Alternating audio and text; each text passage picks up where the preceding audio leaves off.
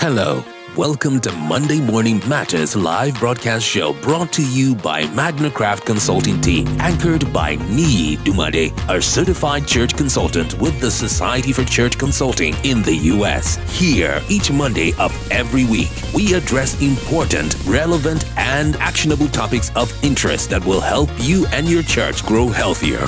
And now, meet your host, Niyi Dunmade. Welcome, everyone. Welcome. Good morning to you. I'm so excited to come your way. Thank you for hooking up with Monday Morning Matters. We are so glad that you are part of this broadcast. My name is Niyi Dunmade. I'm the founder and the CEO of Magnicraft Consulting. Magnicraft Consulting is a church consulting firm that helps local churches to grow healthier through empirical assessment, trainings, and strategic blueprint. So we do quite a lot of assessment for churches, and a big thank you to those who commented and reached out to us over the week for your timely comments, your likes, your shares. We want to thank you for doing that to our broadcast. We don't take it for granted.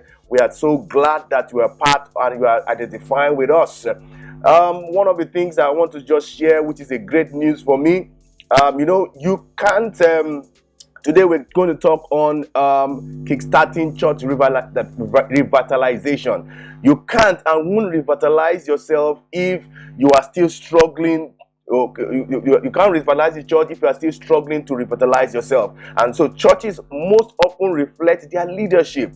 If the leadership is unhealthy, there's a likelihood that the church will be unhealthy. So if change doesn't happen at the top, it's not likely it will happen even anywhere in the church. So changes must happen in the church, at the top, for changes to happen in church. So all the Nigerian pastors, church leaders in Africa, please do me a favor to go on a show note is there.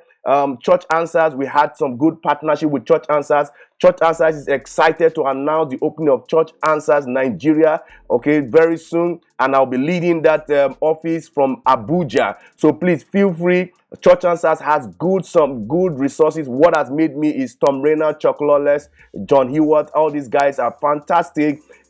Tom Rayner has 40 years of ministry experience, almost 40 years of ministry experience. And he has helped thousands of churches and is willing to just come to Nigeria to see how he can help some of our churches. And Tom Rayner is the founder and the CEO of Church Answers, and he's so excited about coming to Nigeria. He's so excited to see how he can help us at a discount price. And so more information will come your way. Please go to churchanswers.com/Nigeria to be able to sign in. So that when there is goodies shared, some discounts, some good information shared, you will be notified on your email address. Church revitalization, kickstarting this part 7.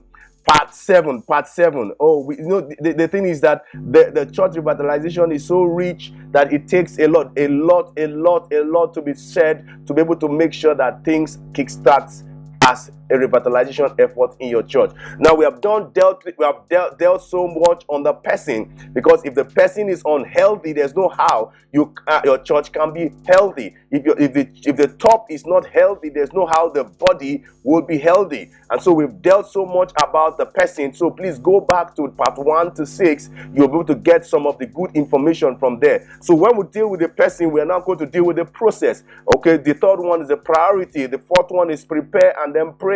The truth about it is that a long tenure pastor leading a church it will be difficult for that person to lead a church, to turn around, to lead a church to revitalization. Because if you have spent 10, 15, 20 years in that church without turning that church around, the chances are that you cannot. And so we need to find out that the congregation is having the needed injection of leaders to be able to make a turnaround in that church. Revitalization is a process. Okay, we're just talking about the kickstart. It's a process. If you kickstart it, you must have what it takes to sustain it, to make sure that you have the low-hanging fruit, and a long term there's a turnaround that occurs in your church. So what is a church revitalization process like?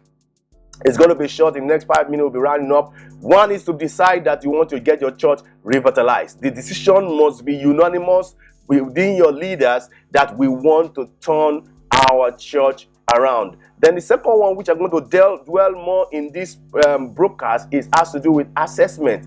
Okay, assessment. The third one, then identification. Identify some of the pitfalls that you will need to correct to be able to get your church revitalized. Then we're going to talk about vision alignment, okay? Because in the process of your assessment, you're going to have some gaps, okay? Now, one of the things about assessment is that you need to know your today's reality. It's not enough to know your preferred future, but you need to know your today's reality. Between your today's reality and the preferred future, there is a gap. And vision should be what should, how will I put it, explain how you're going to deal with that gap from today's reality to tomorrow's preferred future, and then begin to work towards achieving your vision through, number 5, adjustment. And then you implement some things that will make your church to begin to move towards revitalization. Now, the church changes the world not by having increase in attendance. Okay, the fact that your church is growing does not mean the world is changing. The world is going to change when we adhere to God's instruction to go and make disciples, and so mature them so that they go out to also make disciples. Well, in fact, the church is not going to change the world by making converts, but we are going to change the world by making mature disciples. And that's why, because of the pandemic and the research I did, where the church in Nigeria is lacking in 2 areas that is key, which we are supposed to major on, which is discipleship and evangelism. Now, revitalization is a deliberate, dedicated, and protracted effort to reverse a decline. There's a lot of decline in our churches, where we can put an excuse to the fact that pandemic came to create a disruption. But then I've seen some churches who have used the pandemic to their advantage, and after now, the church has actually grown beyond the way they were before the pandemic started.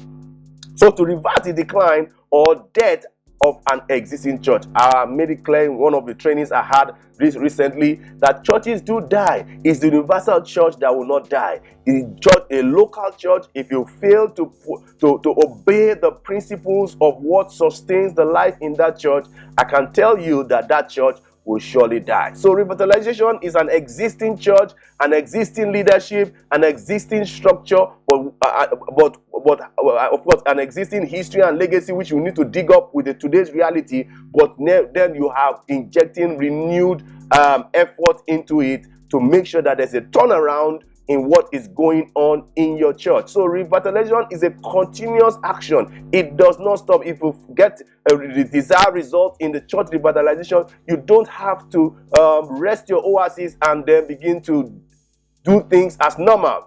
Okay? Revitalization is a continuous action. That means that something has to be done, because if the church is at a maintenance mode, it takes a lot to stay there. And if you don't do what it takes to stay there, it's either you go up or you go down. All right, so that's how it is. Revitalization is very, very, very important. Now, to wrap up, the church needs to do a church health assessment.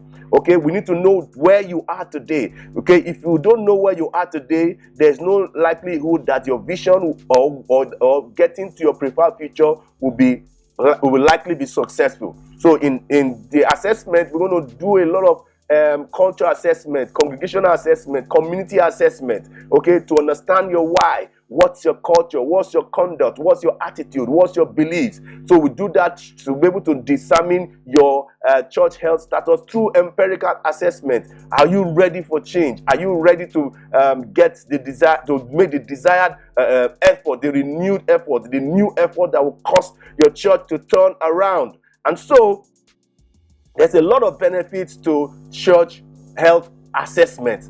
So that, and one of it is also to allow an outside help with fresh eyes, professional outlook to come to help your revitalization effort. Okay, so that gap between today's reality and the preferred future, that's where we need to help to be able to make sure that there's some form of implementation towards getting your vision actualized. Okay, I want to wrap it up here. Thank you for hooking up with us today. Thank you for watching. Kindly share this video out to a church leader, to a church pastor. Share it to your network, to your community. If this video has been helpful, all my YouTube subscribers, please give us a like, share out this content to your community, to your network. I've heard some people who say, no, my pastor needs to hear this. Please do me a favor, share with your pastor, because if your pastor is better, it's going to help to come around to make you better. So drop a comment. I want to hear from you. I want to learn from you. Let us make the community more engaging. Drop a comment. I want to learn from you. I want to hear from you. And then I'm sure you're going to get a response from me. I respond to all my comments on all the social media handle personally. My company's receptionist. Okay, so I get all the incoming correspondences and I deal with them accordingly. Okay, so thank you. Please feel free to share us out on all social media handle. That's our contact on the screen. If you have any questions, please feel free to send us a text, send us an email, and then we will gladly reach out to you. All right, we'll gladly do that. So thank you till I come your way next week, Monday, again with another continued episode on kickstarting church revitalization. God bless you. I'm praying for you, and I love you so much.